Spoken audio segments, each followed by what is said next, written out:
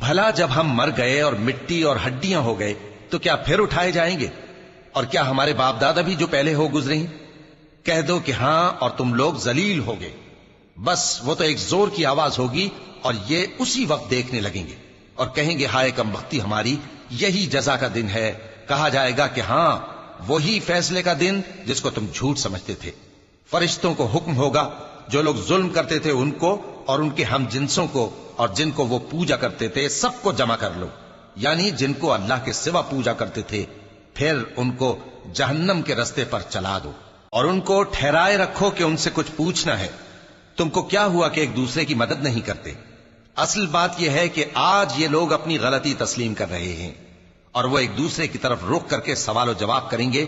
پیروکار اپنے پیشواؤں سے کہیں گے کہ تم ہی ہمارے پاس دائیں طرف سے آتے تھے۔